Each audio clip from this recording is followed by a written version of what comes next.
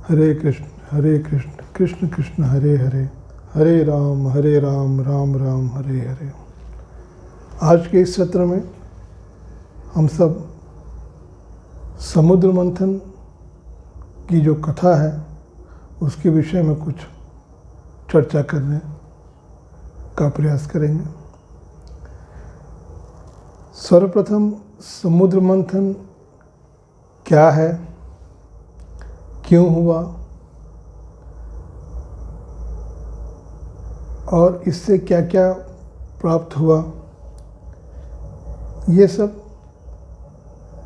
जानने के लिए हमें सबसे पहले सृष्टि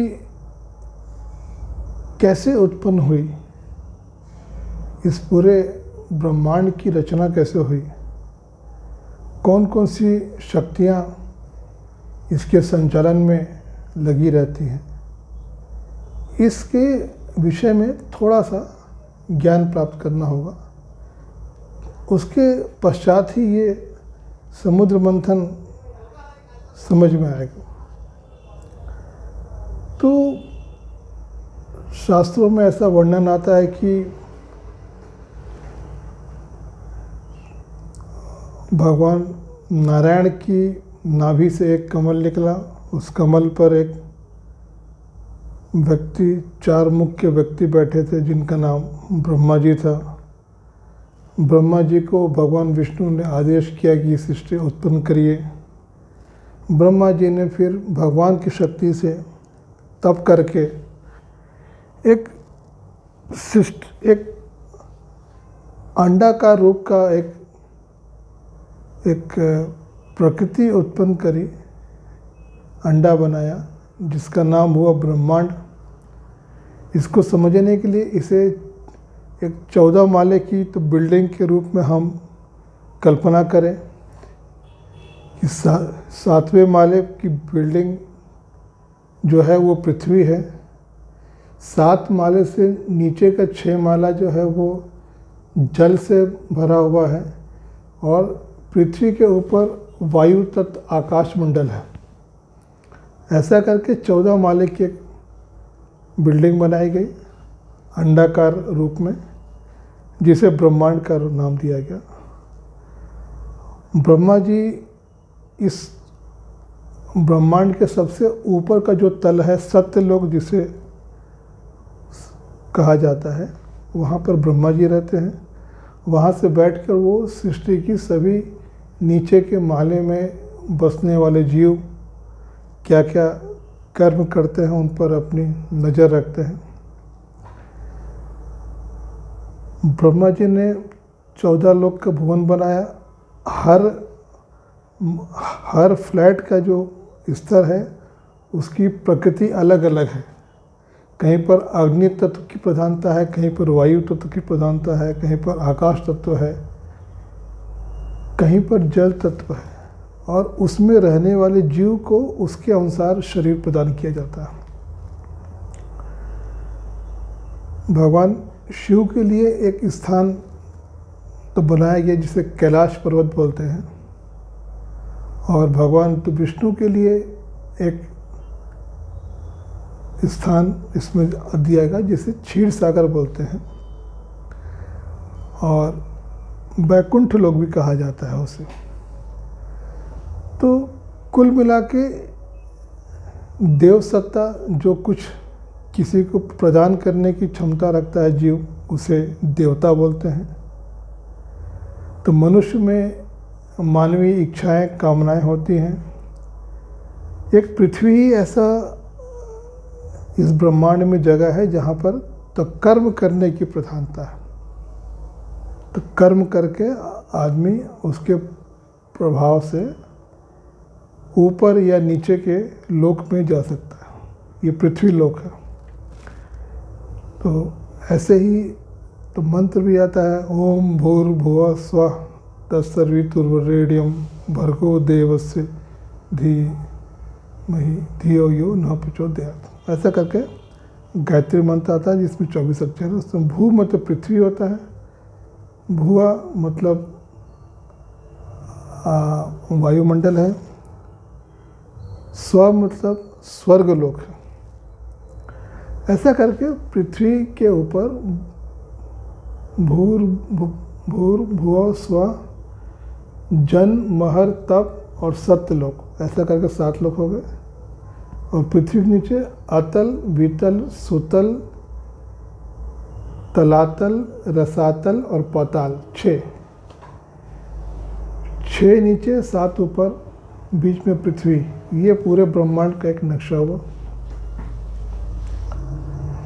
दैत्यों की जो प्रवृत्ति होती है वो दूसरों की वस्तुओं छीनने की होती है। वो छीन के उसको उपयोग करते हैं। देवता उसको भगवान की आराधना करके प्राप्त करते हैं। ये अलग अलग प्रवृत्तियां हैं। तो प्रवृत्तियों के अनुसार हर जीव अपनी व्यवस्था करता है। तो कथा आती है कि एक बार ऋषि दुर्वासा भगवान विष्णु से तो मिल के आ रहे थे वैकुंठ लोक से। उनके तो गले में भगवान विष्णु ने अपनी माला डाली हुई थी। तो रास्ते में उनको देवताओं के राजा इंद्र दिख गए, ऐरावत पर बैठ के कहीं जा रहे थे। इंद्र ने दुर्वासा जी को प्रणाम किया। दुर्वासा जी ने प्रसन्न होकर अपने गले की माला, जो कि भगवान विष्णु द्वारा दी गई थी, उसको उन्होंने देवराज इंद्र को पहना दिया, प्रसादी माला। इंद्र ने उसे उपेक्षा के भाव से उतार के अपने वाहन ऐरावत के मस्तक पर डाल दिया। मस्तक पर पड़ते ही अब वो चूँकि भगवान की प्रसादी माला थी, उसकी एक अलग शक्ति होती है।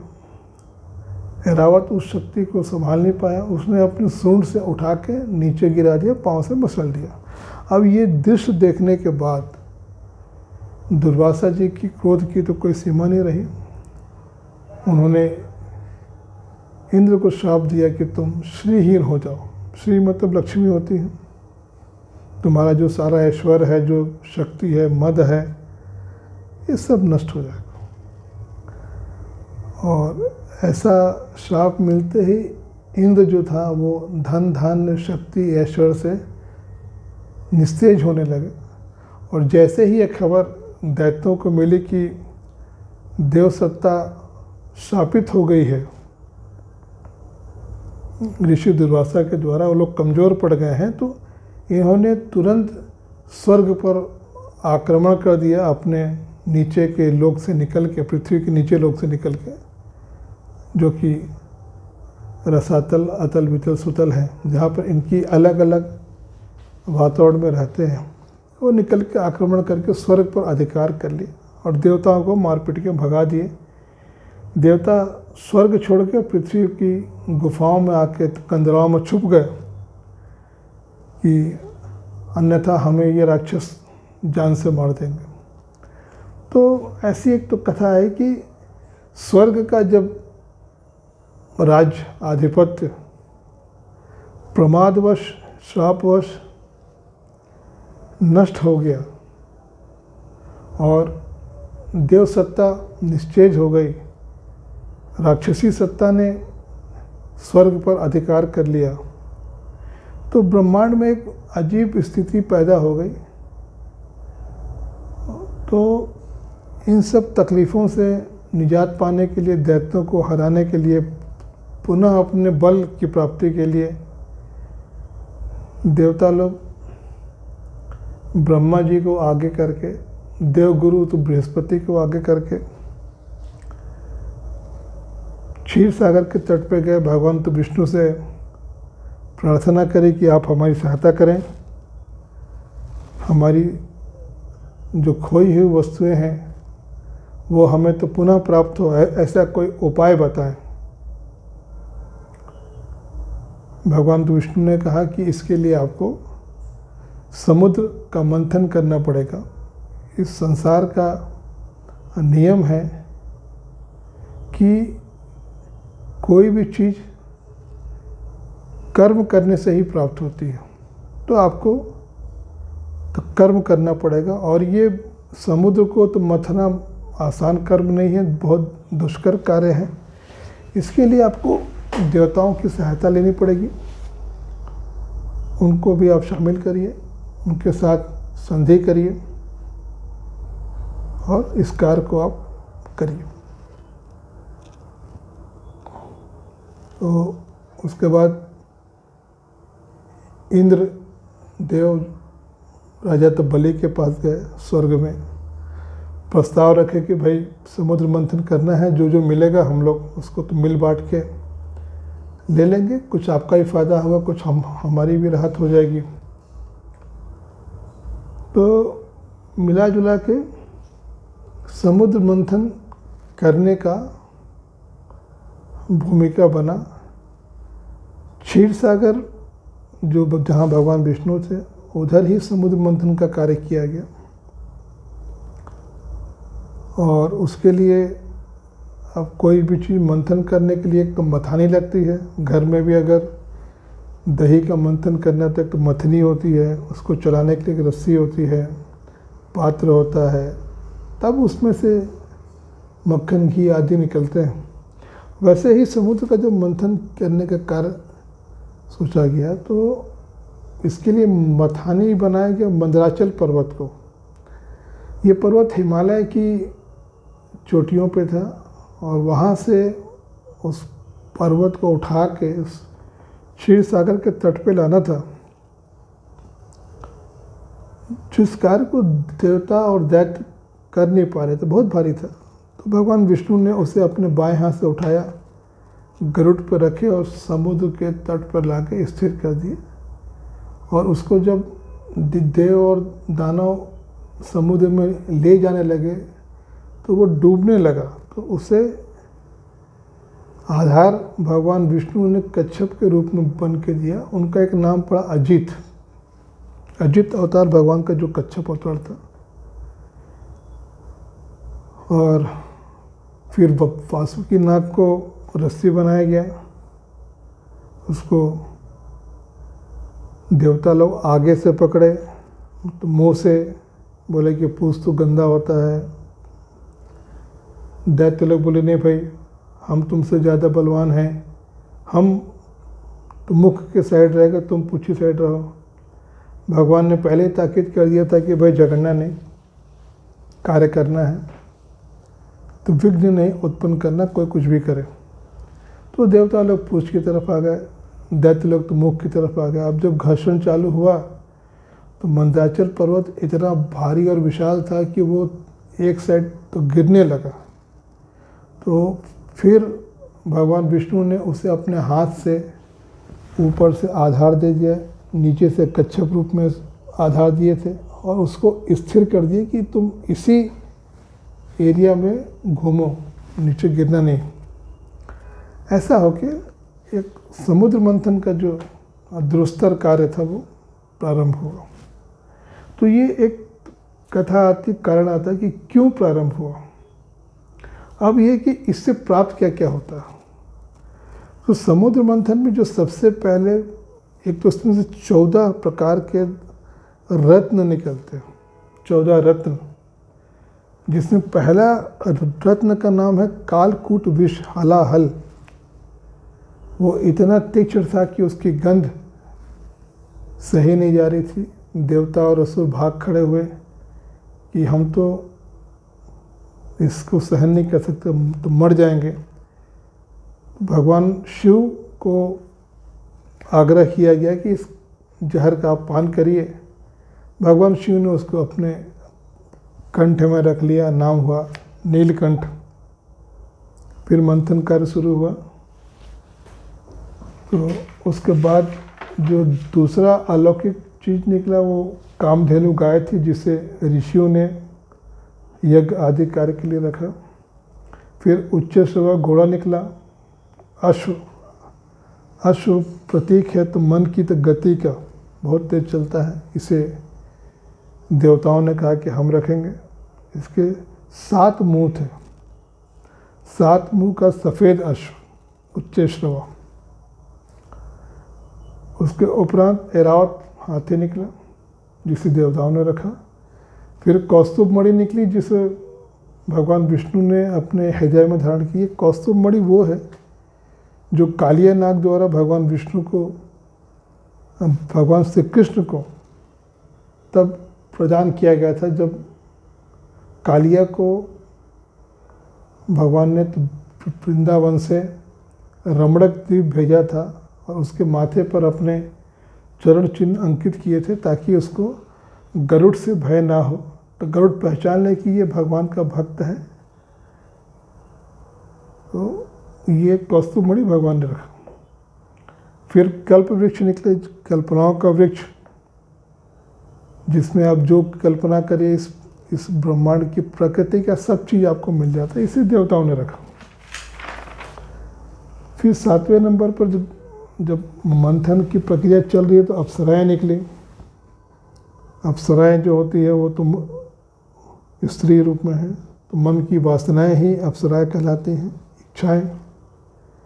उसके बाद लक्ष्मी जी निकली, जिसको हर कोई चाह रहा था कि हम रखें, पर लक्ष्मी जी ने कहा कि नहीं, मैं भगवान विष्णु का ही वर्ण करूंगी, क्योंकि वही इस प्रकृति में है जो कि निष्काम है, निर्मल है।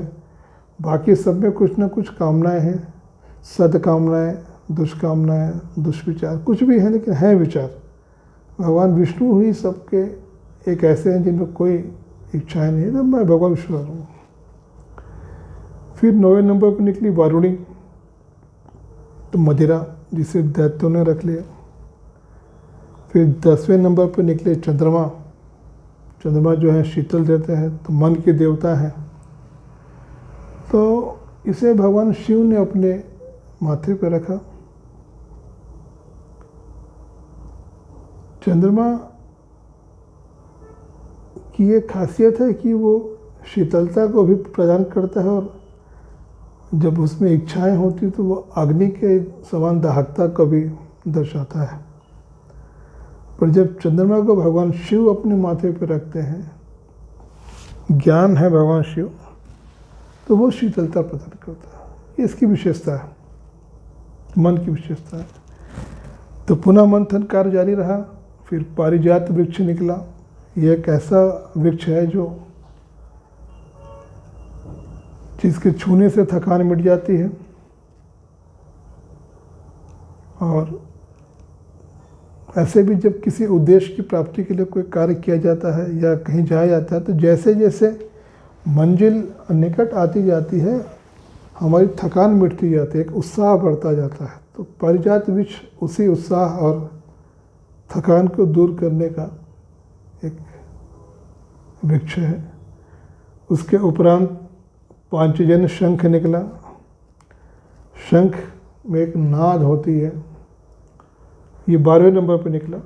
अब शंख जो है वो विजय का प्रतीक है, या कार्य पूरा होने के संकेत है कि हो जाएगा कार्य पूरा। उसके उपरांत धन्वंतरी जी निकले, जो कि भगवान विष्णु के रूप थे। उनके हाथ में एक कलश था जिसपे अमृत भरा हुआ था। मूलतः 14वें नंबर पर जो पदार्थ निकला वो अमृत था। समुद्र मंथन का जो पहले नंबर पर जो पदार्थ निकला वो जहर था। तो समुद्र मंथन जो है वो जहर से अमर अमृत की प्राप्ति की यात्रा है, कि इस संसार के जहर से हम कैसे तो मुक्त होके भक्ति के अमृत को प्राप्त कर सकें। उसके बीच में ये जितनी वस्तुएं निकली, जो कुछ देवताओं ने रखी, कुछ दैत्यों ने रखी, ये सब उनका संतुलन बनाने के लिए, जब हम उनका संतुलन बनाएंगे, उनका उपयोग करेंगे, अपने जीवन की दिशा में उसका उपयोग करेंगे, तो अंततः हमें उस अमरत्व, उस ईश्वरत्व जो कि भक्ति के रूप में प्राप्त होता है, हमें प्राप्त होगा। तो ये मूलतः एक समुद्र मंथन की कथा है, जिसका मैंने आज जो तो कथा के रूप में जो दर्शाया गया है उसके बारे में कुछ चर्चा करी है। अगले सत्र में समुद्र मंथन से प्राप्त वस्तुओं को हम अपने जीवन में, अपने व्यवहार में कैसे उपयोग में ला सकते हैं, और उसमें जो जो चीज़ बताई गई है उसको जीवन में कैसे उत्पन्न कर सकते हैं और उपयोग कर सकते हैं, इसके बारे में चर्चा करेंगे। हरे कृष्ण कृष्ण कृष्ण हरे हरे, हरे राम राम राम हरे हरे।